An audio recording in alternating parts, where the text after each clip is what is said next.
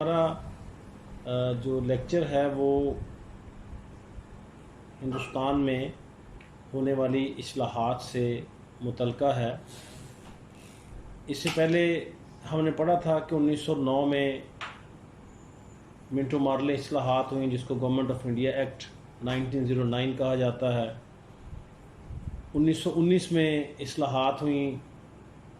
چونکہ کہا گیا تھا کہ ہر 10 سال کے بعد ہندوستان میں آئینی اصلاحات ہوں گی، تو 1919 میں جو اصلاحات کی گئی ان کو مونٹیگو چیمسفورڈ اصلاحات کہا گیا۔ 1919 کے بعد اب 1929 میں 1929 میں ایکسپیکٹڈ تھا کہ ہندوستان میں اصلاحات ہوں گی، لہذا اس مرتبہ انگریزوں نے، برطانوی حکومت نے یہ فیصلہ کیا کہ یہ اصلاحات ہندوستانیوں کی مرضی کے ساتھ، ان کی مشاورت کے ساتھ، ان کی سفارشات کی روشنی میں جو ہے وہ نافذ کی جائیں گی۔ ہندوستانیوں میں ظاہری بات ہے کہ انڈین نیشنل کانگریس ہندوؤں کی بڑی سیاسی جماعت اور آل انڈیا مسلم لیگ مسلمانوں کی بڑی سیاسی جماعت، ان دونوں کی مشاورت سر فہرست تھی۔ اس سے پہلے 1916 میں کانگریس نے مسلمانوں کے جداگانہ انتخابات کے حق کو تسلیم کر لیا تھا۔ اس کا مطلب یہ ہوا کہ 1919 میں جو اصلاحات نافذ کی گئی تھیں وہ واحد اصلاحات تھیں جس میں کہ ہندوستانیوں نے، بالخصوص کانگریس نے، ہندوؤں نے اور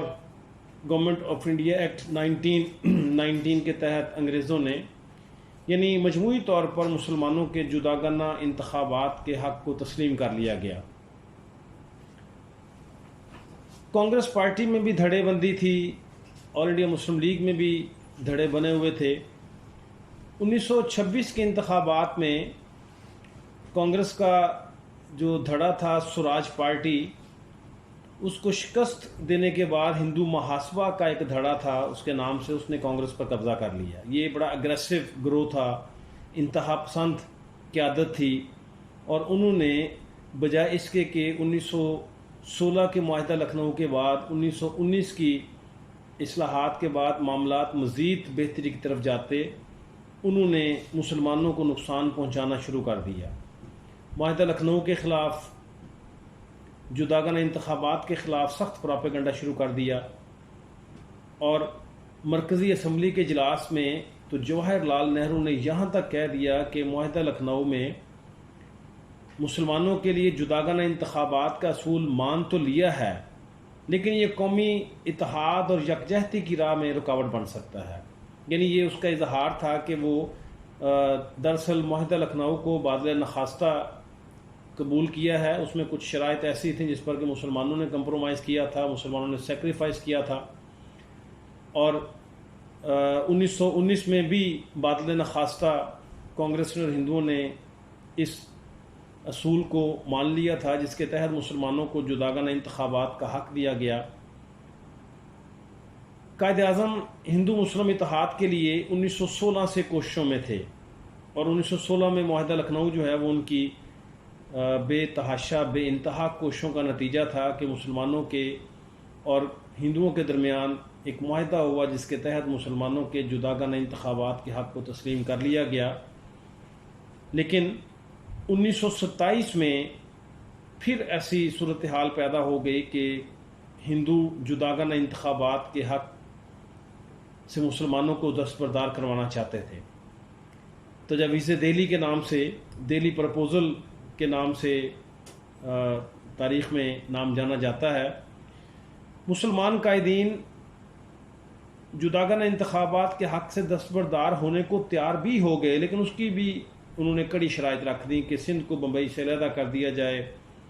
یا بلوچستان اور صوبہ سرحد میں بھی اسی قسم کی اصلاحات نافذ کی جائیں جیسے کہ دوسرے صوبوں میں ہیں۔ پنجاب اور بنگال میں مسلمانوں کو ان کے تناسب کے مطابق نمائندگی دی جائے۔ مرکزی مجلس قانون ساز میں مسلمانوں کے لیے کم از کم 1/3 نشستیں مختص ہوں۔ جیسے میں نے ابتدا میں کہا کہ کانگریس میں بھی 2 دھڑے بڑے مضبوط تھے، جن میں سے ایک سوراج پارٹی تھی اور ایک ہندو محاسبہ تھی۔ اسی طرح آل انڈیا مسلم لیگ میں بھی دھڑے تھے۔ اس تجویز کے بعد کہ مسلمان اپنے جداگانہ انتخابات سے دستبردار ہونے کو تیار ہیں بشرطے کہ ان شرائط کو تسلیم کر لیا جائے، لیکن مسلم لیگ لاہور گروپ کے قائد محمد شفیع جو ہے وہ اس موقع پر مسلم لیگ سے الگ ہو گئے، یعنی اس گروپ سے علیحدہ ہو گئے، اس گروپ کا ساتھ دینے سے علیحدہ ہو گئے جو گروپ چاہتا تھا کہ ہم جداگانہ انتخابات سے دستبردار ہو جاتے ہیں بشرطے کہ ان شرائط کو تسلیم کر لیا جائے۔ اور سر محمد شفیع کا جو مخالفت کرنے کی وجہ بتائی جاتی ہے وہ یہ کہ ان کے خیال میں مخلوط انتخابات کے ذریعے ہندو انتہا پسند جو ہے وہ ایسے لوگوں کو نمائندہ بنا کر ہم پر مسلط کر دیں گے جس سے کہ نہ ہندوستان میں مسلمان محفوظ رہے گا اور نہ ہی اسلام کی سلامتی جو ہے وہ ہو سکے گی۔ ہندو لیڈر بھی پہلے ان تجاویز کو جو کہ مسلمانوں کی طرف سے پیش کی ماننے کو تیار تھے، لیکن بعد میں انہوں نے مخالفت کر دی۔ ظاہری بات ہے کہ مسلمانوں کے لیے سابقہ تحریک خلافت کا انجام ان کے سامنے تھا، اور جس طریقے سے ہندو اپنے مطالبات سے دستبردار ہو جاتے تھے، ہندو یو ٹرن لیتے تھے، اس سے مسلمان قطعی طور پر ان پر اعتبار کرنے کے لیے تیار نہیں تھے۔ 1927 میں ہی برطانیہ نے ایک وفد ہندوستان بھیجا، ایک کمیشن ہندوستان بھیجا سر جان سائمن کی قیادت میں، تاکہ برصغیر پاک و ہند کے اکابرین سے مل کر، وہاں ہندوؤں اور مسلمانوں کے نمائندوں سے مل کر، کانگریس اور مسلم لیگ کے رہنماؤں سے مل کر نئی جو قانونی اصلاحات متوقع تھی 1929 میں، ان کے لیے تجاویز اکٹھی کی جا سکیں۔ اس لیے کہ برطانوی حکومت نے یہ فیصلہ کیا ہوا تھا کہ اس مرتبہ ہندوستانیوں کی مشاورت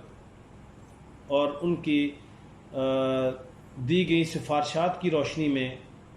اصلاحات نافذ کی جائیں گی۔ گورنمنٹ آف انڈیا ایکٹ 1929 جو ہے، جو کہ گزشتہ 1909 کے ایکٹ میں کہا گیا تھا کہ ہر 10 سال کے بعد ہندوستان میں آئینی اصلاحات ہوں گی، وہ یہ چاہتے تھے کہ ہندوستان کے نمائندوں سے مشاورت کی جائے، لہٰذا وہ اس غرض سے ہندوستان میں آئے، لیکن کمیشن کا بائیکاٹ کر دیا گیا کانگریس کی طرف سے، اس لیے کہ اس میں کوئی بھی ہندوستانی نمائندہ شامل نہ تھا۔ قائد اعظم نے بھی کانگریس کی حمایت میں اس کا بائیکاٹ کر دیا کہ ہندوستانی نمائندہ شامل نہیں ہے، لہذا تجاویز لینے کے بعد اس کو کنسولیڈیٹ کیسے کیا جائے گا اور برطانوی حکومت کو کیسے پیش کیا جائے گا، اس کے بارے میں بعد ازاں ہندوستانی بلائنڈ رہتے، ان کو کچھ پتہ نہ ہوتا کہ مشاورت کیا کی گئی ہے، سفارشات کیا طلب کی گئی ہیں، مانی کیا گئی ہیں، اور آگے حکومت برطانیہ تک یا برطانوی پارلیمنٹ تک کیا پہنچائی گئی ہیں۔ اس موقع پر جو لاہور گروپ کے قائد تھے، مسلم لیگ لاہور گروپ کے قائد سر محمد شفیع، اور پنجاب کے دوسرے مسلم لیگی رہنما تھے جنہوں نے کانگریس کا ساتھ دینے سے انکار کر دیا، اور وہ یہ چاہتے تھے کہ کمیشن کو مسلمانوں کے مطالبات سے آگاہ کیا جائے اور انہیں اپنے مطالبات پیش کیے جائیں۔ لیکن سائمن کمیشن کا بائیکاٹ کیا گیا، سیاہ جھنڈیوں سے گو سائمن گو کے نعرے لگائے گئے، ہندوستان کی چھوٹے گروپوں کی اس کے ساتھ جو تعاون کے باوجود ہندوستان کی بہت بڑی تعداد جو مسلمانوں اور کانگریسی ہندوؤں پر مشتمل تھی، انہوں نے اس کا بائیکاٹ کیا۔ برطانوی وزیر ہند نے تنگ آ کر کہا کہ ٹھیک ہے، اگر برطانوی حکومت کی اس پیشکش پر کہ وہ مسلمانوں سے اور ہندوؤں سے مشاورت کرے، اگر ہندوستانی منفی رویہ چھوڑ کر مثبت اقدام کی طرف پیش قدمی کریں، دوسرے لفظوں میں یہ کہ اگر ہندوستانیوں میں اتنا دمخم ہے تو وہ از خود ہمیں کوئی ایسی تجاویز مرتب کر کے دے دیں، ہم ان کو منون گورنمنٹ آف انڈیا ایکٹ بنا دیں گے۔ اس ضمن میں فوری طور پر مئی 1928 میں کانگریس نے اس کا جواب دینے کے لیے آل پارٹیز کانفرنس منعقد کی، جس میں مسلمانوں اور ہندوؤں کو مدعو کیا گیا، مختلف سیاسی جماعتوں کے قائدین کو اس میں مدعو کیا گیا، اور 9 ارکان پر مشتمل ایک کمیٹی بنا دی جس کا سربراہ موتی لال نہرو کو بنایا گیا۔ سر شعیب قریشی اور سر علی امام مسلمانوں کے نمائندے تھے، لیکن یہ دونوں بعد میں جو ہے وہ اس سے علیحدہ ہو گئے، اور نہرو رپورٹ کے نام سے 28 اگست 1928 میں ایک رپورٹ عجلت میں پیش کر دی گئی تاکہ اسے ہندوستان کا نیا آئین بنا دیا جائے۔ تاہم اس رپورٹ کو مسلمانوں نے بالکل اپنے مفادات کے برعکس قرار دیا۔ تاثر یہ دیا گیا کہ یہ پورے ہندوستان کے لوگوں کی نمائندہ رپورٹ ہے، جس میں کہ مسلمان بھی شامل ہیں۔ سر علی امام اور شعیب قریشی، سر علی امام لندن میں مقیم ہونے کے باعث اجلاس میں شرکت نہ کر سکے، اور شعیب قریشی نے سفارشات پر اپنا اختلافی نوٹ لکھا، جس سے یہ ظاہر ہو گیا کہ یہ رپورٹ جو ہے وہ مسلمانوں کے مفادات کے خلاف ہے۔ مولانا شوکت علی خان اور مولانا حضرت موہانی نے بھی اس کو بالکل مسلمانوں کے مفادات کے برعکس قرار دیا۔ یہ رپورٹ کیا تھی؟ 1928 میں جو آل پارٹیز کانفرنس میں یہ رپورٹ پیش کی گئی، اس میں کچھ ایسے نکات تھے کہ اگر ان کو مسلمان تسلیم کر لیتے تو ان کی جداگانہ حیثیت سرے سے ختم ہو جاتی۔ وہ جداگانہ حیثیت جس کا کہ وہ سر سید احمد خان کے 2 قومی نظریے سے اور پھر بعد ازاں مختلف حوالوں سے اپنی جداگانہ حیثیت کو برقرار رکھنے کے لیے کوششوں میں مصروف تھے۔ 1916 کا لکھنؤ معاہدہ جو ہے وہ اس سلسلے کی کڑی تھی، یعنی اس میں وہ شقیں شامل کر دی گئیں جس پر کہ مسلمان اپنی جدوجہد کرتے آئے تھے۔ مثلا جداگانہ انتخابات کو ختم کرنے کی تجویز دے دی گئی کہ ہندوستان میں مخلوط طریقہ انتخاب نافذ کیا جائے۔ وہ جداگانہ انتخابات جس کے لیے 1906 میں شملہ کے مقام پر شملہ وفد وائسرائے ہند لارڈ منٹو سے ملا تھا، وہ جداگانہ انتخابات کا حق جس کو 1909 میں گورنمنٹ آف انڈیا ایکٹ 1909 کی شکل میں تسلیم کر لیا گیا تھا، وہ جداگانہ انتخابات کا حق جس کو کہ میثاق لکھنؤ میں ہندوؤں نے تسلیم کر لیا تھا اور متفقہ طور پر 1919 کا گورنمنٹ آف انڈیا ایکٹ کا حصہ بن گیا تھا، اس کو سرے سے مسترد کرتے ہوئے مخلوط طریقہ انتخاب کی سفارش کر دی گئی۔ اب یہ وہ واحد نقطہ تھا جس پر کہ کوئی کمپرومائز نہیں ہو سکتا تھا، بے شک باقی تمام نکات جو ہے وہ مسلمانوں اور ہندوؤں کے متفقہ ہوتے۔ اس طرح یہ تجویز دی گئی کہ ملک میں وحدانی نظام حکومت قائم کیا جائے تاکہ وحدانی طرز حکومت کے تحت مضبوط مرکز ہو، اختیارات مرکز کے پاس ہوں، اور وہ صوبے جہاں پر مسلمانوں کی اکثریت ہے اس کو اس مرکز کے ماتحت کر دیا جائے۔ جبکہ اس سے پہلے بھی مسلمان یہ مطالبہ رکھے ہوئے تھے کہ ہندوستان میں وفاقی نظام حکومت ہونا چاہیے جس میں کہ تمام صوبوں کو آئینی طور پر اختیارات دیے جائیں۔ وفاقی نظام حکومت سے مراد وہ طرز حکومت ہے جس میں کہ اختیارات کی آئینی طور پر تقسیم کر دی جاتی ہے مرکز اور صوبوں کے درمیان، اور وہاں یہ نہیں دیکھا جاتا کہ کون سا صوبہ چھوٹا ہے کون سا صوبہ بڑا ہے، رقبہ کس کا زیادہ ہے، آبادی کس کی زیادہ ہے، یا مرکز میں جو حکومت ہے کیا صوبے میں بھی اسی جماعت کی حکومت ہے۔ وہاں آئینی طور پر یہ تجویز کر دیا جاتا ہے کہ مرکز اور صوبوں کے درمیان اختیارات کی تقسیم کر دی جائے گی، اور وہ ان اختیارات میں مرکز کمی نہیں کر سکتا اور ان اختیارات سے زیادہ جو ہے وہ صوبے تقاضا نہیں کر سکتے۔ اب مسلمانوں کی اکثریتی صوبوں کے پیش نظر کانگریس یہ چاہتی تھی کہ وحدانی نظام حکومت قائم کر دیا جائے۔ تجویز دی گئی کہ مرکز میں مسلمانوں کی نمائندگی 1/3 کی بجائے 1/4 ہو، یعنی 25% مسلمانوں کو نمائندگی دی جائے، جبکہ مسلمان ہمیشہ سے مطالبہ کرتے آئے تھے اور ان کی تعداد بھی 1/3 تھی، 33% ان کی نمائندگی تھی۔ اور پنجاب اور بنگال میں بھی دوسرے صوبوں کی طرح مسلمانوں کے لیے نشستیں مخصوص نہ کی جائیں، یعنی پنجاب اور بنگال میں مسلمانوں کی اکثریت تھی اور مسلمانوں کا یہ مطالبہ تھا کہ وہاں انہیں اگر جداگانہ انتخابات سے دہلی تجاویز کے مطابق وہ کمپرومائز کرتے ہیں تو پھر انہیں ان کی نمائندگی زیادہ دی جائے، ان کی نشستیں مخصوص کی جائیں، لیکن وہ ہندو مسلمانوں کو جداگانہ انتخابات کا حق بھی نہیں دینا چاہ رہے تھے، مرکز میں مسلمانوں کو نمائندگی بھی 1/4 دینا چاہ رہے تھے، اور پنجاب اور بنگال میں ان کو نشستیں بھی مخصوص نہیں دینا چاہ رہے تھے۔ اسی طرح سندھ کی بمبئی سے علیحدگی کے لیے بعض شرائط لاگو کر دیں کہ اگر ریونیو اجازت دیں، اگر مالیات اس کی اجازت دے تو اس کو سندھ کو بمبئی سے علیحدہ کر دیا جائے۔ سندھ کی بمبئی سے علیحدگی انتظامی طور پر نہیں تھی، سندھ کی بمبئی سے علیحدگی جو ہے وہ نظریاتی طور پر تھی کہ وہ سندھ ایک ایسا علاقہ تھا جہاں پر کہ مسلمانوں کی اکثریت تھی، لہذا مسلمان یہ چاہتے تھے کہ اس کو سندھ کو بمبئی سے علیحدہ کر کے اس کو علیحدہ صوبہ بنا دیا جائے۔ اب یہ اور بہت ساری ایسی شکیں موجود تھیں جس سے کہ مسلمانوں کو بڑی مایوسی ہوئی۔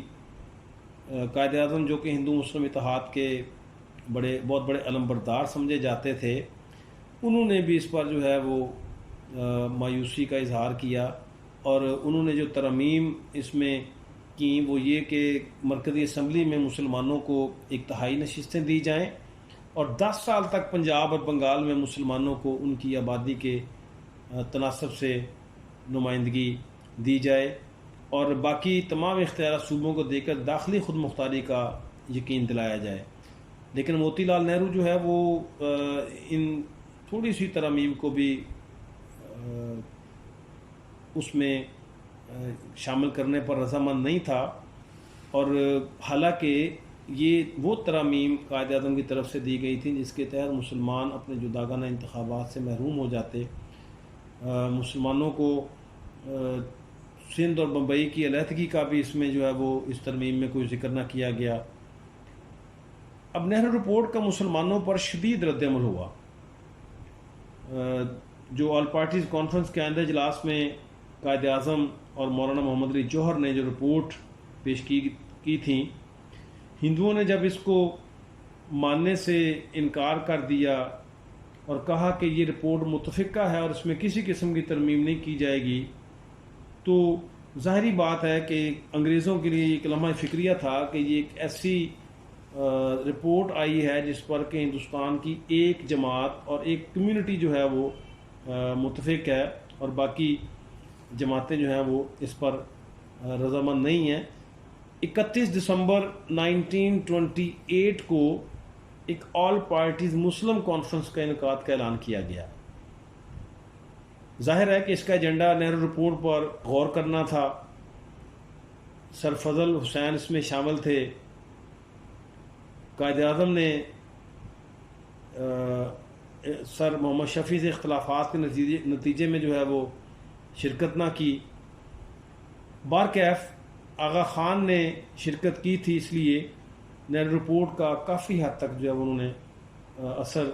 زائل کیا۔ کچھ تجاویز دیں کہ جداگانہ انتخابات کو قائم رکھا جائے، نیا نظام وفاقی۔ اب دیکھیں گے یہ اگر آل پارٹیز مسلم کانفرنس سے پہلے قائد اعظم کی ترامیم کو مان لیا جاتا تو پھر یہ آل پارٹیز مسلم کانفرنس کی تجاویز جو کہ اس سے بھی زیادہ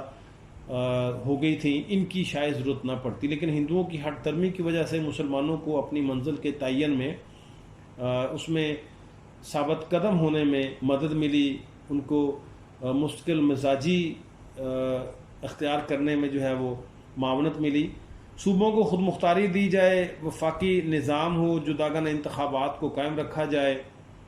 اور مرکزی اسمبلی میں مسلمانوں کو 1/3 نشستیں دی جائیں۔ یعنی یہ وہ اختلافی نکات تھے جو نہرو رپورٹ کے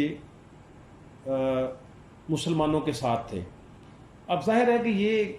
تجاویز پیش کی گئی تھی، پہلے ترامیم دی گئی مسلمانوں کی طرف سے، پھر آل پارٹیز مسلم کانفرنس میں تجاویز دی گئیں، اور پھر اس کے بعد یہ ناگزیر ہو گیا تھا کہ مسلمان بھی اپنی ایک رپورٹ دیں۔ لہذا 1929 میں 19 29 مارچ میں جناح لیگ اور شفیع لیگ میں سمجھوتا طے پا گیا حکیم اجمل خان کی کوششوں سے، جس کے نتیجے میں ایک مشترکہ اجلاس طلب کیا گیا، اور اس اجلاس میں قائد اعظم نے اپنے مشہور زمانہ 14 نکات پیش کیے، جن میں جو اختلافی نکات تھے ان میں سر فہرست یہ تھا کہ وفاقی دستور ہونا چاہیے، یعنی ہندوستان کا نظام جو ہے وہ نظام حکومت جو کہ نہرو رپورٹ میں کہا گیا تھا کہ وحدانی ہونا چاہیے، قائد اعظم نے کہا کہ وفاقی ہونا چاہیے، اور بقیہ اختیارات جو ہے وہ صوبوں کے پاس چلے جائیں، یعنی یہ صوبائی خود مختاری کی جانب تھا۔ اور یہ جو نہرو رپورٹ کی ایک سازش تھی، ہندوؤں کی ایک سازش تھی کہ مسلمانوں کی اکثریتی صوبوں کو بھی مرکز کے ماتحت کر دیا جائے، یہ اس سے تھوڑا سا لبرٹی کی طرف تھا، پروونشل اٹانومی کی بات کی گئی تھی۔ اور اسی طرح دوسرا جو اختلافی نوٹ تھا اس کے نہرو رپورٹ کے مقابلے میں، کہ وہاں یہ کہا گیا تھا کہ مرکزی مجلس قانون ساز میں مسلمانوں کی 1/3 نمائندگی ہونی چاہیے، 1/4 نمائندگی ہونی چاہیے، نہرو رپورٹ میں یہ کہا گیا تھا، لیکن قائد اعظم کی 14 نکات میں 1/3 نشستوں کی بات کی گئی۔ اور سب سے اہم یہ کہ جداگانہ انتخابات کو برقرار رکھا جائے، جبکہ نہرو رپورٹ میں نے اس سے پہلے آپ کو بتایا کہ کب سے یہ جداگانہ انتخابات کا مطالبہ چلا آ رہا ہے، اور جداگانہ انتخابات کو برقرار رکھنے کی بات کی، اور مخلوط طریقہ انتخاب کی جو ہے وہ مخالفت کی گئی۔ اسی طرح سندھ کی بمبئی سے علیحدگی کو بھی غیر مشروط کرنے کا کہا گیا، کہ سندھ کی بمبئی سے علیحدگی، جو کہ نہرو رپورٹ میں کہا گیا تھا کہ ریونیو اگر اجازت دیں تو اس کو علیحدہ کر دیا جائے، یعنی مشروط طور پر کنڈیشنل اس کی علیحدگی کی بات کی گئی تھی، یہاں انکنڈیشنل کہا گیا۔ میں نے آپ سے کہا کہ یہ انتظامی علیحدگی نہیں تھی، یہ مسلمانوں کی اکثریتی تعداد ہونے کے باعث سندھ کی بمبئی سے علیحدگی تھی۔ اسی طرح بہت ساری اور شکیں جو 14 نکات کی شکل میں موجود تھیں، لیکن یہ جو 4 اہم تھیں ان پر کوئی درمیانی راستہ نہیں نکل سکتا تھا، اس لیے کہ وفاقی دستور ہوتا ہے یا وحدانی نظام حکومت ہوتا ہے، ان کے درمیان کا کوئی راستہ نہیں ہے۔ جداگانہ انتخابات ہوتے ہیں یا مخلوط طریقے انتخاب ہے، اس پہ بھی کوئی کمپرومائز نہیں ہو سکتا تھا۔ سندھ کی بمبئی سے علیحدگی مشروط غیر مشروط، اس میں بھی تیسرا آپشن کوئی نہیں آتا۔ ہاں مرکز مجلس قانون ساز میں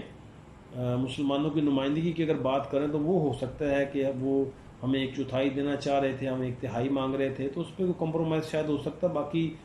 جو بنیادی طور پر یہ 3 نکات تھے، اس کی وجہ سے یقینی طور پر کانگریس 14 نکات پہ متفق نہیں ہونی تھی، نہ ہو سکتی تھی۔ اب معاملہ یہ ہوا کہ کانگریس قائد اعظم کے 14 نکات نہیں مان رہی تھی، آل انڈیا مسلم لیگ نہرو کی پیش کردہ رپورٹ کو تسلیم نہیں کر رہے تھے،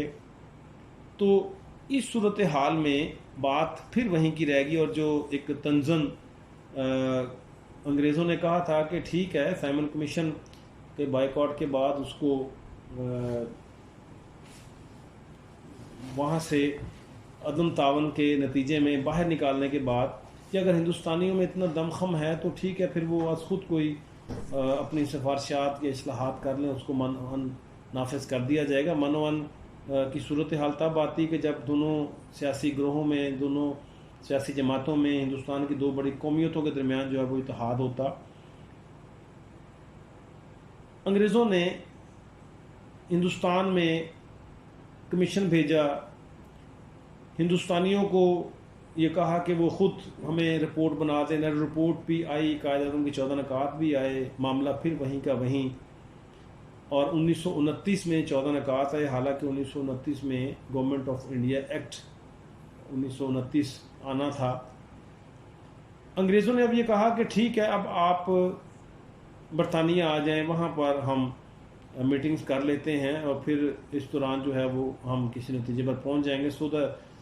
series of round table conference was started. گول میز کانفرنسیں وہاں ہوئیں، ان گول میز کانفرنس کے درمیان بہت سارے ایسے واقعات بھی ہوئے جو کہ ان گولمیز کانفرنسوں کی ناکامی کا باعث بنے یا اس میں تعطل پیدا کرنے کا باعث بنے۔ 1930 میں، دسمبر 1930 میں اس دوران آل انڈیا مسلم لیگ کا سالانہ اجلاس الہ آباد میں منعقد ہوا قائد اعظم کی زیر صدارت، اور اس میں انہوں نے جو خطبہ دیا وہ مسلمانوں کی تاریخ میں بڑی اہمیت کا حامل ہے۔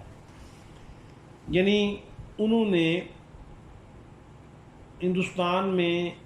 مسلمانوں کی علیحدہ مملکت کا ایک خاکہ پیش کر دیا۔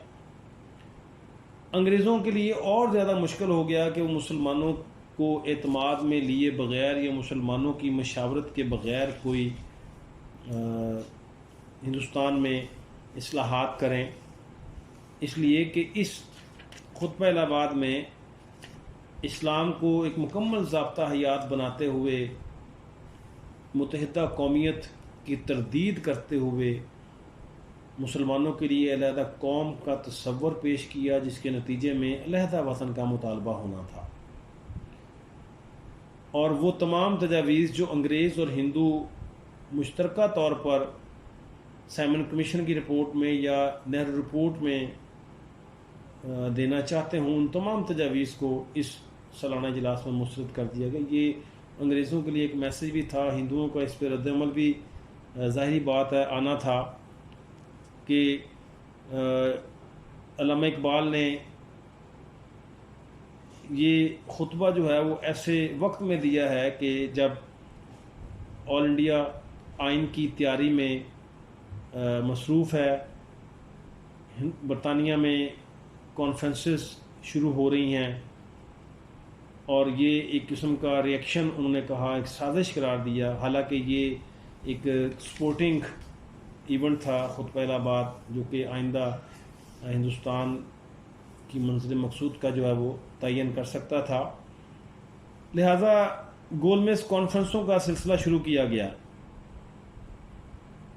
کہ قائد اعظم کی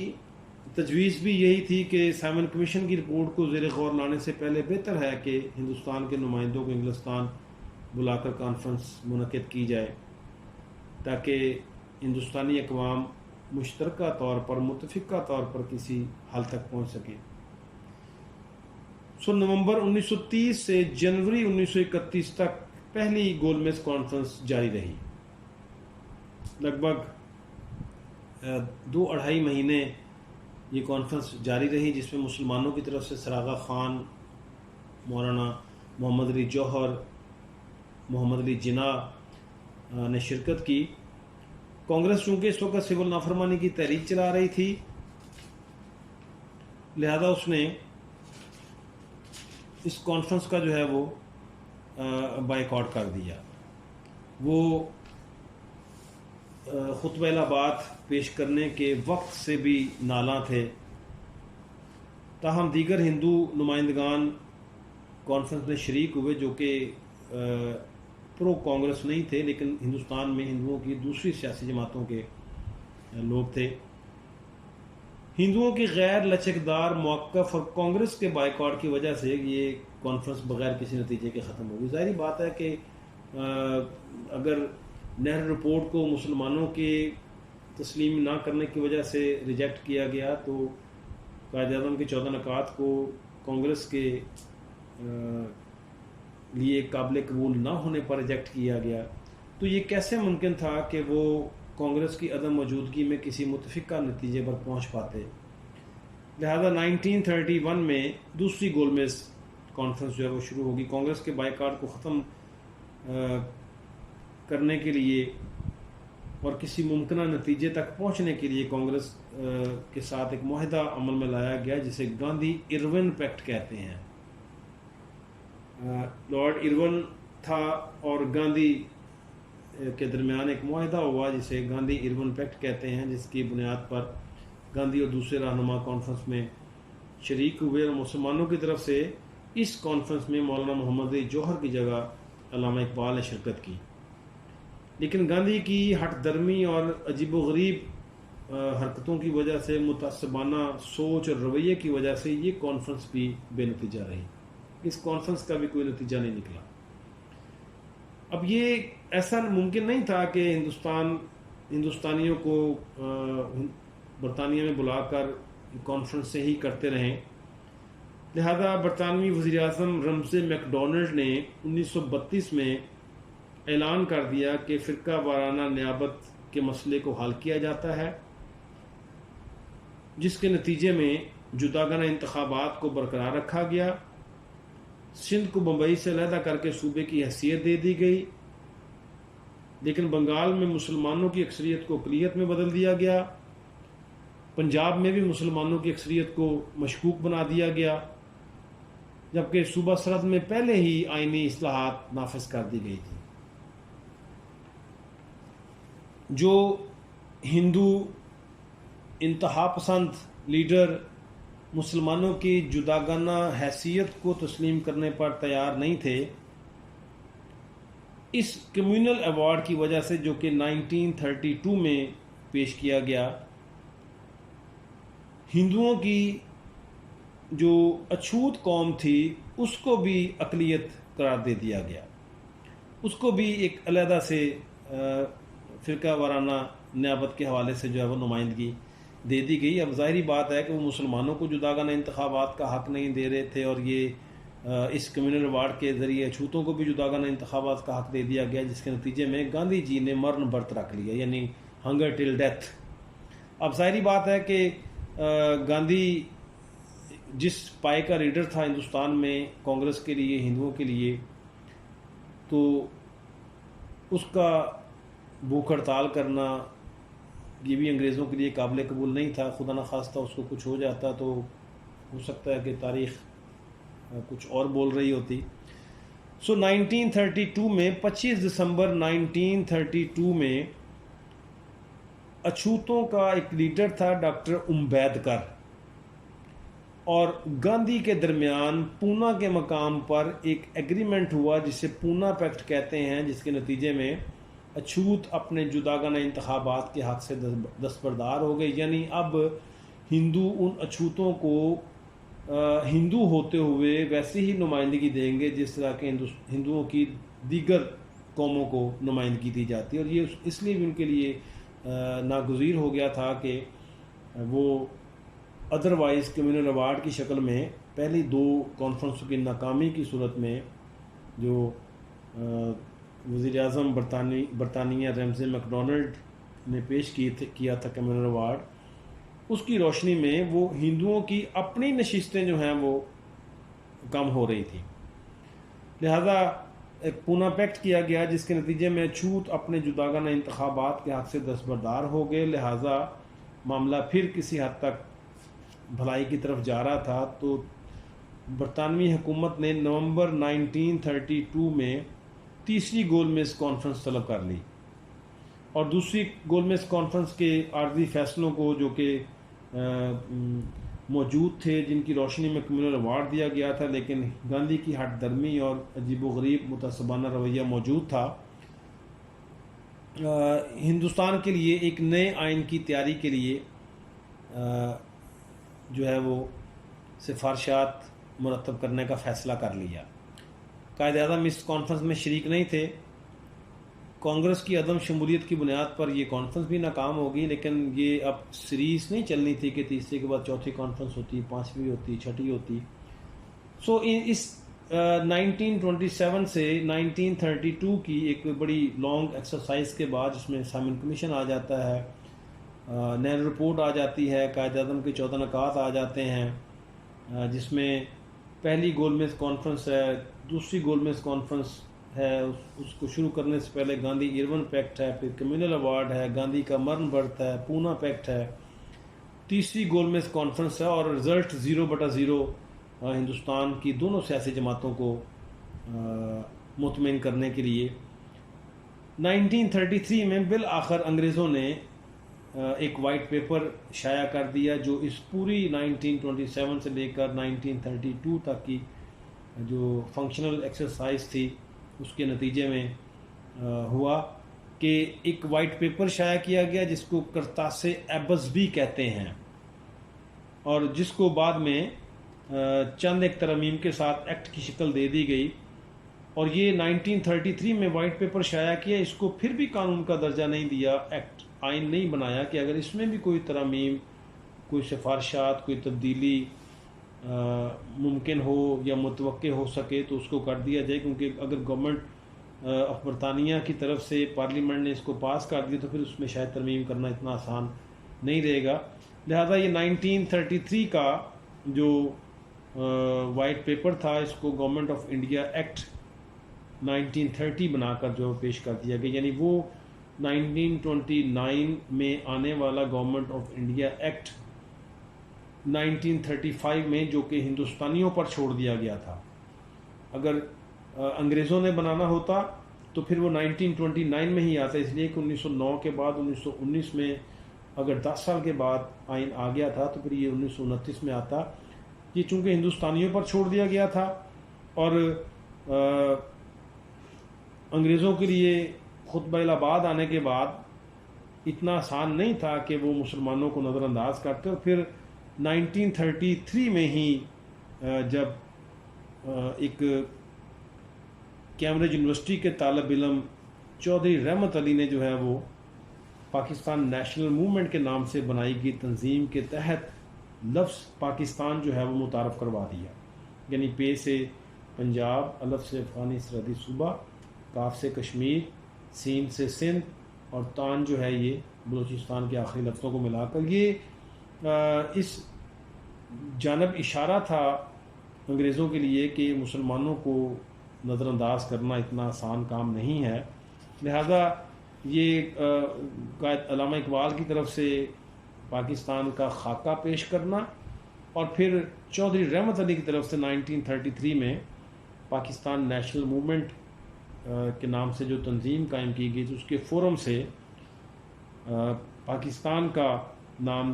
تجویز کرنا کہ پنجاب، سرحد، سندھ، بلوچستان اور کشمیر کو ملا کر ایک علیحدہ وفاق بنا دیا جائے. تو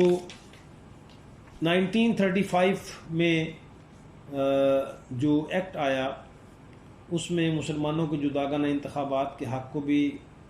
تسلیم کر لیا گیا اور اس ایکٹ کے تحت جو ہے وہ پھر انتخابات کا اعلان کیا گیا. ان انتخابات کے نتیجے میں جو کہ 1936-37 میں ہوئے تھے، ہندوستان میں کل 1171 نشستیں تھیں، جن میں سے 706 جو ہے وہ جیتی انہوں نے، اور مسلمانوں کی 283 نشستوں میں سے کانگریس نے 26 نشستیں حاصل کی. یعنی مسلمانوں کی جداگانہ انتخابات پر جو 283 نشستیں تھیں ان میں سے کانگریس نے 26 حاصل کی. اور ظاہری بات ہے کہ وہ 26 وہ لوگ ہوں گے جو مسلمان ہوں گے لیکن پرو کانگریس مسلمان ہوں گے. کانگریس نے مسلمانوں کو 450 نشستوں پر کوئی امیدوار کھڑا نہ کرنے دیا. مسلم لیگ چونکہ اپنی ابتدائی منازل میں تھی پھر بھی اس نے اس میں 102 مسلم نشستیں حاصل کر لیں اور بنگال اور پنجاب میں مسلمانوں کو کامیابی حاصل ہوئی. بنگال میں اے کے فضل الحق کی کرشک پرجا پارٹی، سندھ میں سر عبداللہ ہارون کی سندھ یونائٹڈ پارٹی، سرحد میں صاحبزادہ عبدالقیوم کی فرنٹیئر یونائٹڈ پارٹی اور پنجاب میں سر فضل حسین کی یونسٹ پارٹی کامیاب ہوئی. یعنی یہ مسلمان قائدین تھے لیکن یہ وہ سیاسی جماعتیں تھیں جو ہندوستان کی تقسیم نہیں چاہتی تھی. دوسرے لفظوں میں آپ یوں کہہ لیں کہ یہ پرو کانگریس مسلمانوں کی سیاسی جماعتیں تھیں اور ان سیاسی جماعتوں کے نتیجے میں ہندوستان میں 4 صوبے ایسے تھے جہاں مسلم لیگ کو کامیابی حاصل ہوئی تھی، لیکن ان سیاسی جماعتوں کی موجودگی میں کانگریس کے ساتھ ان کے الائنسز بنے اور پھر انہوں نے کانگریس نے آل انڈیا مسلم لیگ کو اقتدار سے محروم کرنے کے لیے ان چھوٹی مسلمان سیاسی جماعتوں کے ساتھ کولیشن گورنمنٹ بنائی اور ان کو اقتدار جو ہے وہ دے دیا گیا تاکہ کسی نہ کسی طریقے سے آل انڈیا مسلم لیگ کو اقتدار سے محروم رکھا جائے. 11 کے 11 صوبوں میں کانگریس کی حکومت قائم ہو گئی، اور پھر یہ کانگریس کی جو حکومت تھی اس نے 2 سال بر صغیر پر حکومت کی، اور یہ وہ تمام مظالم جو کہ وہ مسلمانوں پر ڈھا سکتے تھے انہوں نے اپنے تئیں پوری کوشش کی۔ مسلمانوں کے 750 سالہ دور اقتدار کو، حالانکہ اس میں اکبر بادشاہ کے دور میں شاید مسلمانوں کو اتنی پذیرائی حاصل نہیں تھی جتنے کہ ہندوؤں کو تھی، لیکن انہوں نے گن گن کر جو ہے وہ مسلمانوں سے بدلے نکالے، جن میں بندے ماترم کا ترانہ شامل ہے کہ اس کو لازمی قرار دیا گیا، جس میں ایسی الفاظ شامل کیے گئے تھے جس سے کہ مسلمانوں کے دل آزاری ہو۔ گاؤ کشی پر پابندی لگا دی گئی، یعنی گائے کو ذبح کرنے پر بھی پابندی لگا دی گئی، اور ان علاقوں میں بھی جہاں پر کہ مسلمانوں کی اکثریت تھی ہندو رسم الخط جاری کیا گیا۔ اسکولوں میں بچوں سے گاندھی کے بت کی پرستش کروائی جاتی، یعنی گاندھی کی مورتی کی پوجا کروائی جاتی، اور اسی طرح کے بہت سارے ایسے اقدامات تھے جو کہ اس 2 سالہ دور حکومت میں کیے گئے۔ اور اگر دیکھا جائے تو یہ اس سلوک کو دیکھا جائے جو کہ کانگریسی وزارتوں کی سیاہ کاریوں کے نام سے، ایٹراسٹیز کے نام سے مشہور ہے، کہ مسلمانوں کے ساتھ کیا گیا سلوک شودروں کے ساتھ کیے گئے سلوک سے بھی بدتر تھا۔ یعنی نہرو کی رابطہ مہم شروع کر دی گئی مسلمانوں کے ساتھ، تو مسلمانوں کو مجبور کیا جائے کہ وہ یا تو کانگریس میں آ جائیں یا پھر آل انڈیا مسلم لیگ کو چھوڑ دیں۔ مسلم لیگ پر بھرپور حملے کیے گئے تاکہ لوگ جو ہے وہ اس بڑی رکاوٹ جو کہ متحدہ ہندوستان میں موجود ہے آل انڈیا مسلم لیگ، اس کو ختم کیا جا سکے، اس کو کمزور کیا جا سکے، مسلمانوں کو یا اراکین اسمبلی کو دباؤ میں لا کر، لالچ دے کر، رشوت کے ذریعے جو ہے وہ زبردستی کانگریس میں یا کانگریس کی حکومتوں میں شامل کیا گیا، اور وہ تمام اختیارات استعمال کیے گئے جس کے ذریعے مسلمانوں کو زج کیا جا سکتا تھا، وہ تمام انتظامی اختیارات بھی اس میں شامل ہیں۔ اس طرح بندے ماترم کی بات کی ہے، اس کو ہم انشاءاللہ تفصیل سے نیکسٹ لیکچر میں دیکھیں گے۔